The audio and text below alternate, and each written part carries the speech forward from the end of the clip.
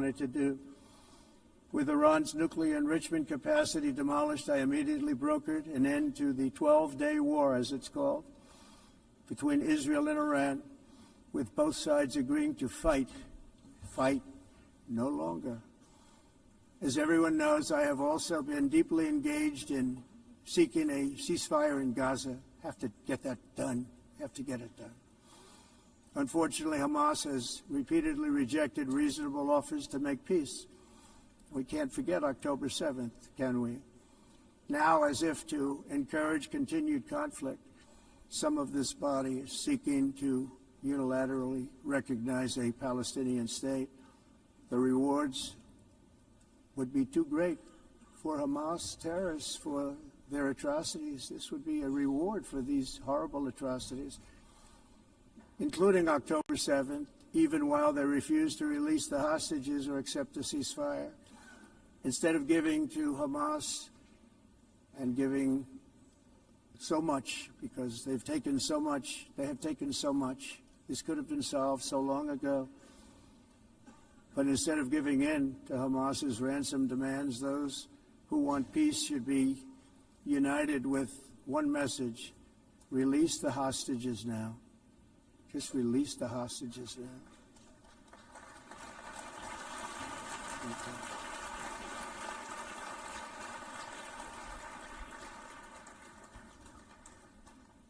Thank you. As we have got to come together, and we will come together, got to get it done. We have to stop the war in Gaza immediately. We have to stop it. We have to get it done. We have to negotiate, immediately have to negotiate peace. We got to get the hostages back. We want all 20 back. We don't want 2 and 4. As you know, I got, along with Steve Witkoff and others that helped us, Marco Rubio, we got most of them back. We were involved in all of them. But I always said the last 20 are going to be the hardest, and that's exactly what happened. We have to get them back now. We don't want to get back 2, and then another 2, and then 1, and then 3.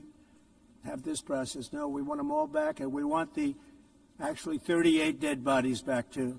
Those parents came to me, and they want them back, and they want them back very quickly and very badly, as though they were alive. They want them. They want them every bit as much as if their son or daughter were alive. I've also been working relentlessly, stopping the killing in Ukraine. I thought that would be, of the 7 wars that I stopped, I thought that would be the easiest because of my relationship with President Putin, which had always been a good one. I thought that was going to be the easiest one. But, you know, in war, you never know what's going to happen. There are always lots of surprises, both good and bad. Everyone thought Russia would win this war in 3 days, but it didn't work out that way. It was supposed to be just a quick little skirmish. It's not making Russia look good. It's making them look bad. No matter what happens from here on out, this was something that should have taken a matter of days, certainly less than a week. And they've been fighting for 3.5 years and killing anywhere from 5,000 to 7,000 young soldiers, mostly soldiers, on both sides, every single week, from 5,000 to 7,000 dead young people, and some in cities, much smaller numbers, where rockets are shot, where drones are dropped. This war would never have started if I were president. This was a war that should have never happened. It shows you what leadership is, what bad leadership can do to a country. Look what happened to the United States, and look where we are right now in just a short period of time. The only question now is how many more lives will be needlessly lost on both sides. China and India are the primary funders of the ongoing war by continuing to purchase Russian oil. But inexcusably, even NATO countries have not cut off much Russian energy and Russian energy products, which, as you know, I found out about 2 weeks ago, and I wasn't happy. Think of it. They're funding the war against themselves. Who the hell ever heard of that one? In the event that Russia is not ready to make a deal to end the war, then the United States is fully prepared to impose a very strong round of powerful tariffs, which would stop the bloodshed, I believe, very quickly. But for those tariffs to be effective, European nations, all of you are gathered here right now, would have to join us in adopting the exact same measures. I mean, you're much closer to this. We have an ocean in between. You're right there. And Europe has to step it up. They can't be doing what they're doing. They're buying oil and gas from Russia while they're fighting Russia. It's embarrassing to them, and it was very embarrassing to them when I found out about it, I can tell you that. They have to immediately cease all energy purchases from Russia. Otherwise, we're all wasting a lot of time. So I'm ready to discuss this. We're going to discuss it today with the European nations, all gathered here. I'm sure they're thrilled to hear me speak about it, but that's the way it is. I like to speak my mind and speak the truth. As we seek to reduce the threat of dangerous weapons today, I'm also calling on every nation to join us in ending the development of biological weapons once and for all. And biological is terrible, and nuclear is even beyond, and we include nuclear in that. We want to have a cessation of the development of nuclear weapons. We know, and I get to view it all the time. Sir, would you like to see? And I look at weapons that are so powerful that we just can't ever use them. If we ever use them, the world literally might come to an end. There would be no United Nations to be talking about. There would be no nothing. Just a few years ago, reckless experiments overseas gave us a devastating global pandemic. Yet despite that worldwide catastrophe, many countries are continuing extremely risky research into bioweapons and man-made pathogens. This is unbelievably dangerous. To prevent potential disasters, I'm announcing today that my administration will lead an international effort to enforce biological weapons convention, which is going to be meeting with the top leaders of the world by pioneering an AI verification system that everyone can trust. Hopefully the UN can play a constructive role, and it will also be one of the early projects under AI. Let's see how good it is, because a lot of people are saying it could be one of the great things ever, but it also can be dangerous, but it can be put to tremendous use and tremendous good, and this would be an example of that. Not only is the UN not solving the problems it should, too often, it's actually creating new problems for us to solve. The best example is the #1 political issue of our time, the crisis of uncontrolled migration. It's uncontrolled. Your countries are being ruined. The United Nations is funding an assault on Western countries and their borders. In 2024, the UN budgeted $372 million in cash assistance to support an estimated 624,000 migrants journeying into the United States. Think of that. The UN is supporting people that are illegally coming into the United States, and then we have to get them out. The UN also provided food, shelter, transportation, and debit cards to illegal aliens. Can you believe that? On the way to infiltrate our southern border. Millions of people came through that southern border. Just a year ago, millions and millions of people were pouring in, 25 million altogether over the 4 years of the incompetent Biden administration. And now we have it stopped, totally stopped. In fact, they're not even coming anymore because they know they can't get through. But what took place is totally unacceptable. The UN is supposed to stop invasions, not create them and not finance them. In the United States, we reject the idea that mass numbers of people from foreign lands can be permitted to travel halfway around the world, trample our borders, violate our sovereignty, cause unmitigated crime, and deplete our social safety net. We have reasserted that America belongs to the American people, and I encourage all countries to take their own stand in defense of their citizens as well. You have to do that because I see it. I'm not mentioning names. I see it, and I can call every single one of them out. You're destroying your countries. They're being destroyed. Europe is in serious trouble. They've been invaded by a force of illegal aliens like nobody's ever seen before. Illegal aliens are pouring into Europe. Nobody has ever, and nobody's doing anything to change it, to get them out. It's not sustainable. And because they choose to be politically correct, they're doing just absolutely nothing about it. And I have to say, I look at London, where you have a terrible mayor, terrible, terrible mayor, and it's been so changed, so changed. Now they want to go to Sharia law, but you're in a different country. You can't do that. Both the immigration and their suicidal energy ideas will be the death of Western Europe if something is not done immediately. This cannot be sustained. What makes the world so beautiful is that each country is unique.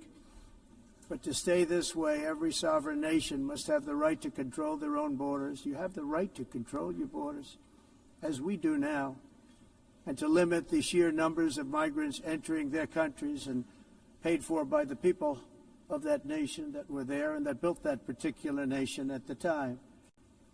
They put their blood, sweat, tears, money into that country, and now they're being ruined. Proud nations must be allowed to protect their communities and prevent their societies from being overwhelmed by people they have never seen before, with different customs, religions, with different everything. Where migrants have violated laws, lodged false asylum claims, or claimed refugee status for illegitimate reasons, they should, in many cases, be immediately sent home. And while we will always have a big heart for places and people that are struggling and truly compassionate, answers will be given. We have to solve the problem, and we have to solve it in their countries, not create new problems in our countries. And we are very helpful to a lot of countries that are just not able to send their people anymore. They used to send them to us in caravans of 25,000, 30,000 people each. These massive caravans of people pouring into our country, totally unchecked and unvetted. But not anymore.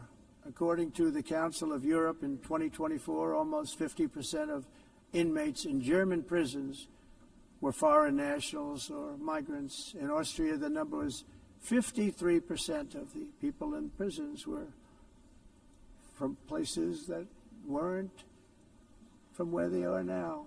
In Greece, the number was 54%, and in Switzerland, beautiful Switzerland, 72% of the people in prisons are from outside of Switzerland. When your prisons are filled with so-called asylum seekers who repaid kindness, and that's what they did, they repaid kindness with crime, it's time to end the failed experiment of open borders. You have to end it now. See, I can tell you, I'm really good at this stuff. Your countries are going to hell. In America, we've taken bold action to swiftly shut down uncontrolled migration.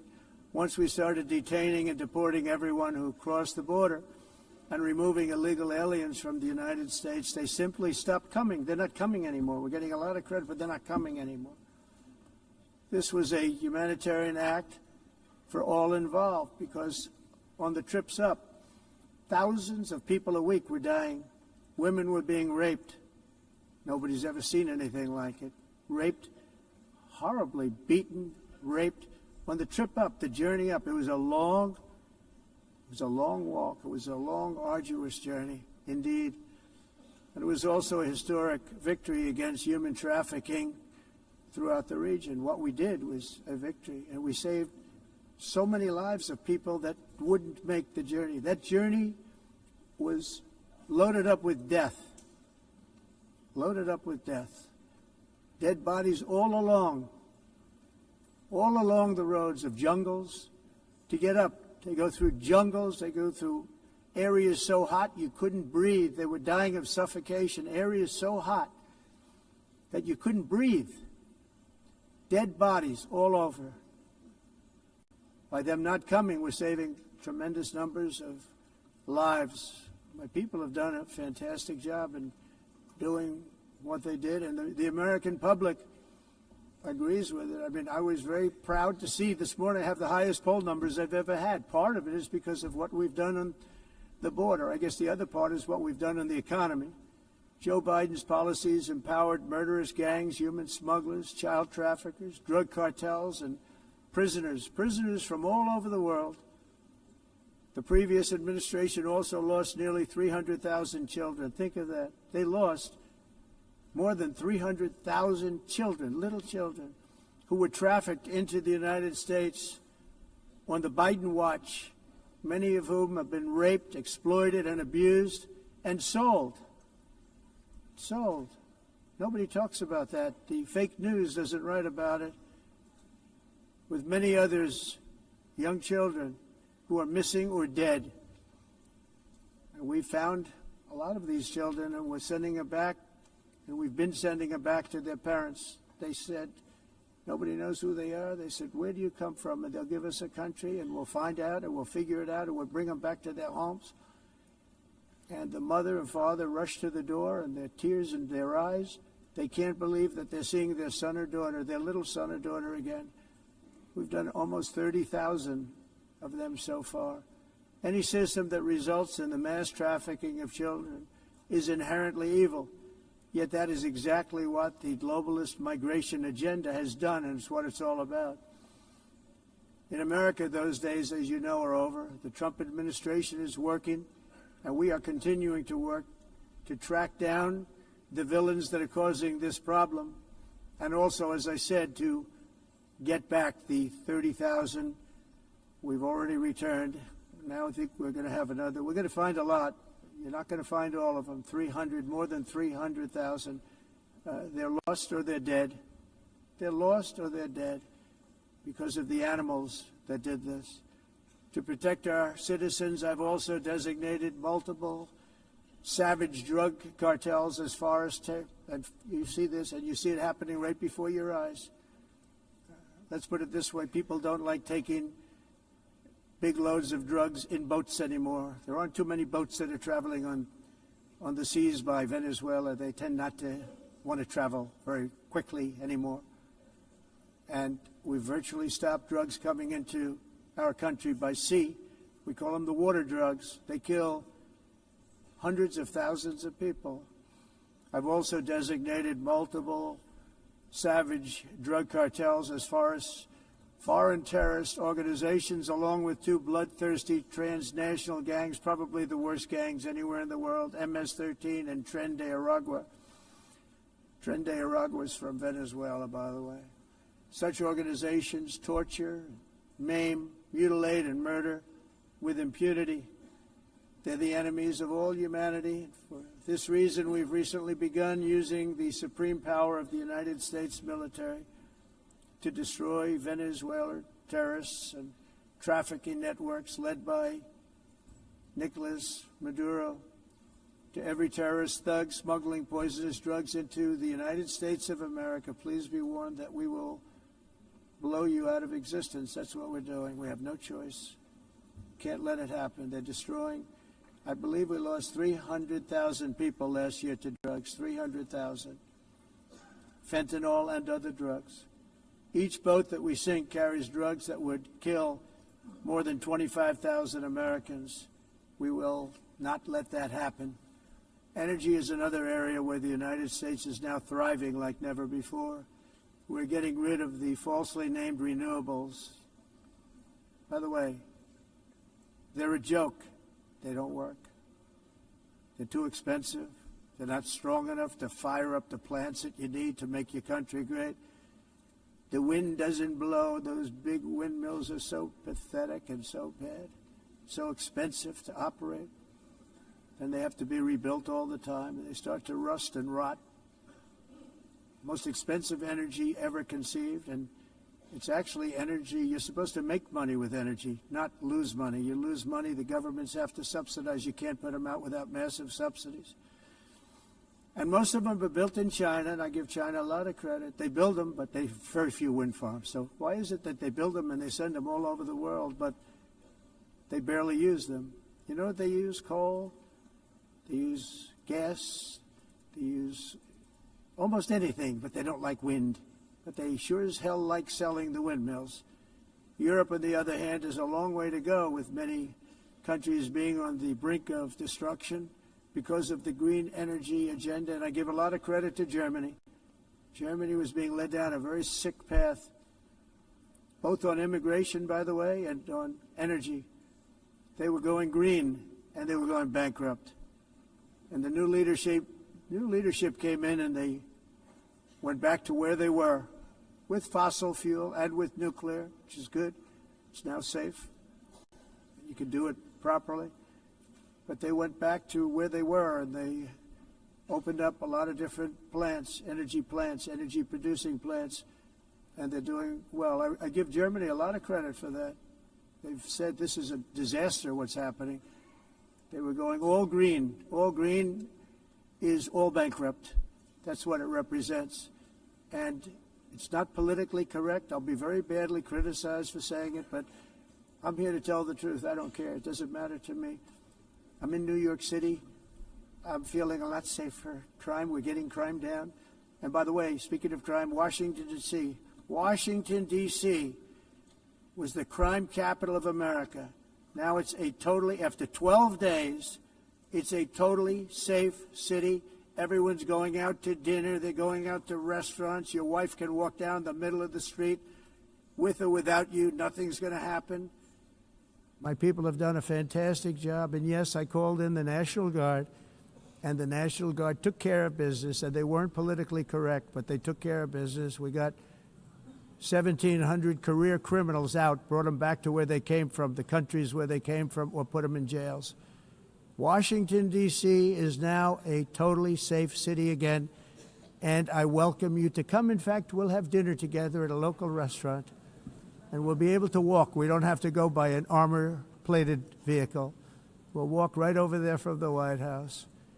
They've given up their powerful edge, a lot of the countries that we're talking about, in oil and gas, such as essentially closing the great North Sea oil. Oh, the North Sea, I know it so well. Aberdeen was the oil capital of Europe, and there's tremendous oil that hasn't been found in the North Sea. Tremendous oil. And I was with the Prime Minister I respect and like a lot, and I said, you're sitting with the greatest asset. They essentially closed it by making it so highly taxed that no developer, no oil company can go there. They have tremendous oil left, and more importantly, they have tremendous oil that hasn't even been found yet. And what a tremendous asset for the United Kingdom. And I hope the Prime Minister is listening, because I told it to him 3 days in a row. That's all he heard. North Sea oil, North Sea, because I want to see them do well. I want to stop seeing them ruining that beautiful Scottish and English countryside with windmills and massive solar panels that go 7 miles by 7 miles, taking away farmland. But we're not letting this happen in America. In 1982, the executive director of the United Nations Environmental Program predicted that by the year 2000, climate change would cause a global catastrophe. He said that it will be irreversible, as any nuclear holocaust would be. This is what they said at the United Nations. What happened? Here we are. Another UN official stated in 1989 that within a decade, entire nations could be wiped off the map by global warming. Not happening. You know, it used to be global cooling. If you look back years ago in the 1920s and the 1930s, they said, global cooling will kill the world. We have to do something. Then they said global warming will kill the world. But then it started getting cooler. So now they could just call it climate change, because that way they can't miss. It's climate change. Because if it goes higher or lower, whatever the hell happens, there's climate change. It's the greatest con job ever perpetrated on the world, in my opinion. Climate change, no matter what happens, you're involved in that. No more global warming, no more global cooling. All of these predictions made by the United Nations and many others, often for bad reasons, were wrong. They were made by stupid people that have cost their countries fortunes and given those same countries no chance for success. If you don't get away from this green scam, your country is going to fail. And I'm really good at predicting things, you know. They actually said during the campaign they had a hat, the best-selling hat. Trump was right about everything. And I don't say that in a braggadocious way, but it's true. I've been right about everything. And I'm telling you that if you don't get away from the green energy scam, your country is going to fail. And if you don't stop people that you've never seen before, that you have nothing in common with, your country is going to fail. I'm the President of the United States, but I worry about Europe. I love Europe. I love the people of Europe. And I hate to see it being devastated by energy and immigration. This double-tailed monster destroys everything in its wake, and they cannot let that happen any longer. You're doing it because you want to be nice. You want to be politically correct, and you're destroying your heritage. They must take control strongly and immediately of the unmitigated immigration disaster and the fake energy catastrophe before it's too late. The carbon footprint is a hoax made up by people with evil intentions, and they're heading down a path of total destruction. You know, the carbon footprint was a big, big thing a few years ago.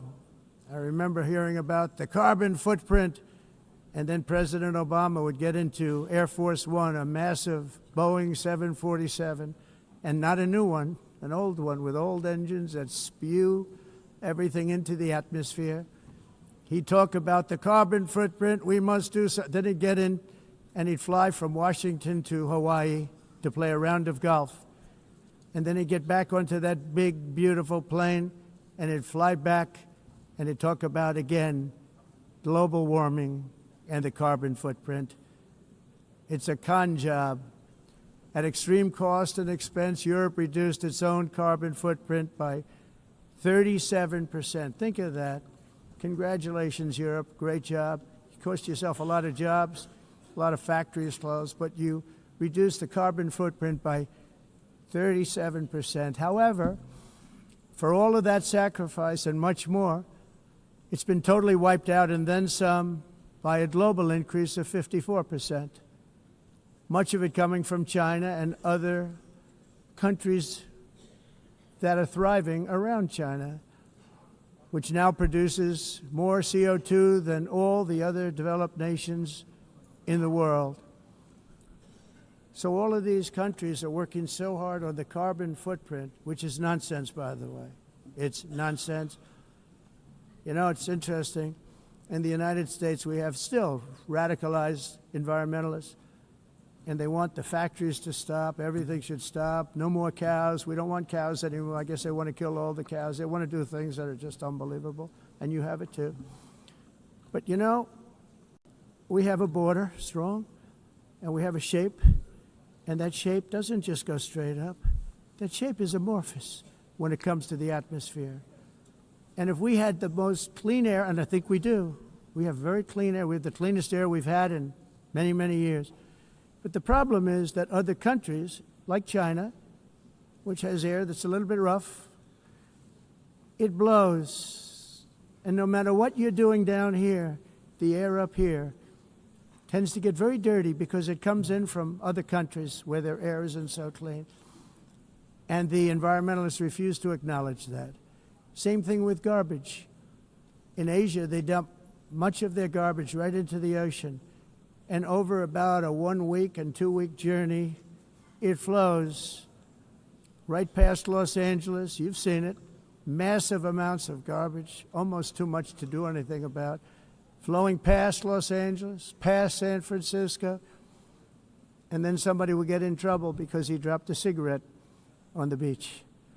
The whole thing is crazy. The primary effect of these brutal green energy policies has not been to help the environment, but to redistribute manufacturing and industrial activity from developed countries that follow the insane rules that are put down to polluting countries that break the rules and are making a fortune. They're making a fortune. European electricity bills are now 4 to 5 times more expensive than those in China, and 2 to 3 times higher than the United States. And our bills are coming way down. You probably see that our gasoline prices are way down. You know, we have an expression, drill, baby, Nós drill. reduzimos And os that's what we're custos doing. de energia, porque nós faremos, como vamos fazer tudo isso, reduzir os custos de energia, e os custos diminuíram nos Estados Unidos. Por exemplo, se você olhar nos países em faturas de mas nós nos Estados Unidos conseguimos usar eles e evitar aumento da temperatura, porque é muito caro também usar nada e ninguém usa isso. The entire globalist concept of asking successful industrialized nations to inflict pain on themselves and radically disrupt their entire societies must be rejected completely and totally, and it must be immediate. That's why in America I withdrew from the fake Paris Climate Accord, where, by the way, America was paying so much more than every country. Others weren't paying. China didn't have to pay until 2030. Russia was given an old standard that was easy to meet, a 1990 standard. But for the United States, we're supposed to pay like $1 trillion. And I said, this is another scam. The fact is, the United States has been taken advantage of by the world for many, many years, but not any longer, as you probably noticed. I unleashed massive energy production and signed historic executive orders to hunt for oil, but we don't have to do much hunting because we have the most oil of any nation anywhere, oil and gas in the world. And if you add coal, we have the most of any nation in the world. Clean, I call it clean, beautiful coal. You can do things today with coal that you couldn't have done 10 years ago, 15 years. So I have a little standing order in the White House. Never use the word coal, only use the words clean, beautiful coal. Sounds much better, doesn't it? But we stand ready to provide any country with abundant, affordable energy supplies if you need them, when most of you do. We're proudly exporting energy all over the world. We're now the largest exporter. In the United States, we want trade and robust commerce with all nations, everybody. We want to help nations. We're going to help nations. But it must also be fair and reciprocal. The challenge with trade is much the same with climate. The countries that followed the rules, all their factories have been plundered. It's really sad to watch. They've been broken. They've been broken by countries that broke the rules. That's why the United States is now applying tariffs to other countries, and much as these tariffs were for many years applied to us, uncontrollably applied to us. We've used tariffs as a defense mechanism under the Trump administration, including my first term, where hundreds of billions of dollars in tariffs were taken in.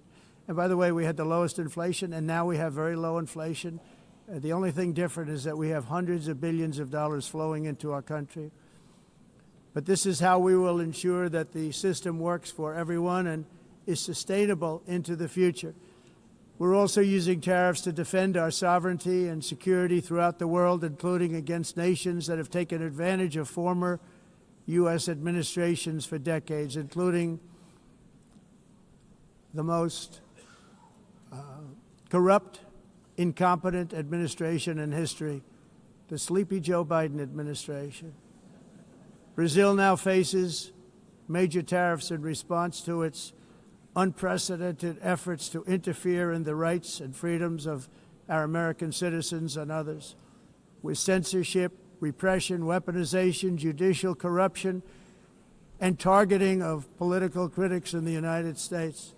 I have a little problem saying this because I must tell you, I was walking in and the leader of Brazil was walking out. We saw him, and I saw him, he saw me, and we embraced. And then I'm saying, can you believe I'm going to be saying this in just 2 minutes? But we actually agreed that we would meet next week. We didn't have much time to talk, like about 20 seconds. They were in retrospect, I'm glad I waited because this thing didn't work out too well. But we did talk. We had a good talk, and we agreed to meet next week, if that's of interest. But he seemed like a very nice man, actually. He liked me. I liked him. But if you, and I only do business with people I like. When I don't like them, I don't like them. But we had, at least for about 39 seconds, we had excellent chemistry. It's a good sign.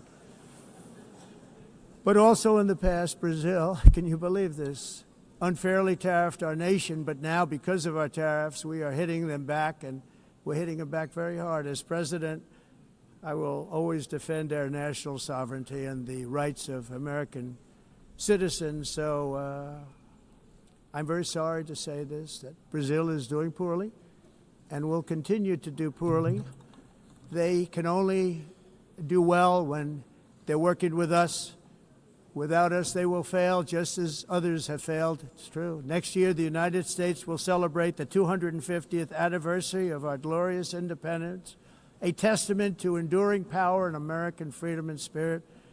We will also be proudly hosting the 2026 FIFA World Cup, and shortly thereafter, the 2028 Olympics, which is going to be very exciting. I hope you all come. I hope that countless people from all over the globe will take part of these will be great celebrations of liberty and human achievement, and that together we all can rejoice in the miracles of history that began in July 4th, 1776, when we founded the light to all nations. And it's something really that an amazing thing came out of that date. It's called the United States of America. In honor of this momentous anniversary, I hope that all countries who find inspiration in our example will join us in renewing our commitment, values, and those values, really, that we hold so dear together. Let us defend free speech and free expression. Let us protect religious liberty, including for the most persecuted religion on the planet today. It's called Christianity. And let us safeguard our sovereignty and cherish qualities that have made each of our nations so special, incredible, and extraordinary. In closing, I just want to repeat that immigration and the high cost of so-called green renewable energy is destroying a large part of the free world and a large part of our planet. Countries that cherish freedom are fading fast because of their policies on these two subjects. You need strong borders and traditional energy sources if you are going to be great again. Whether you have come from north or south, east or west, near or far, every leader in this beautiful hall today represents a rich culture, a noble history, and a proud heritage that makes each nation majestic and unique, unlike anything else in human history or any other place on the face of the earth. From London to Lima, from Rome to Athens, from Paris to Seoul, from Cairo to Tokyo and Amsterdam to right here in New York City, we stand on the shoulders of the leaders and legends, generals and giants, heroes and titans who won and built our beloved nations, all of our nations, with their own courage, strength, spirit, and skill. Our ancestors climbed mountains, conquered oceans, crossed deserts, and trekked over wide open plains. They charged into thunderous battles, plunged into grave dangers, and they were soldiers and farmers and workers and warriors and explorers and patriots. They built towns into cities, tribes into kingdoms, ideas into industries, and small islands into mighty empires. You're a part of all of that. They were champions for their people who never gave up and who never, ever gave in. Their values defined our national identities. Their visions forged our magnificent destiny. Everybody in this room is a part of it in your own way. Each of us inherits the deeds and the myths, the triumphs, the legacies of our own heroes and founders who so bravely showed us the way. Our ancestors gave everything for homelands that they defended with pride, with sweat, with blood, with life, and with death.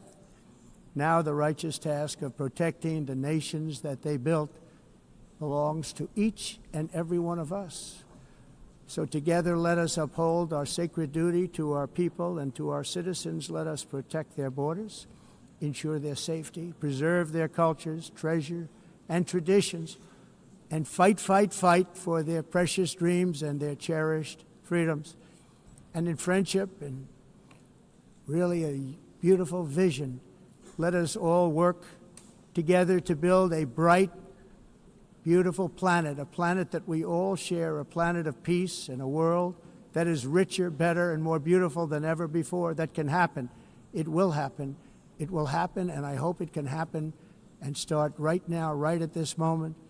We'll turn it around. We're going to make our countries better, safer, more beautiful. We're going to take care of our people. Thank you very much. It's been an honor. God bless the nations of the world. Thank you very much. Bye.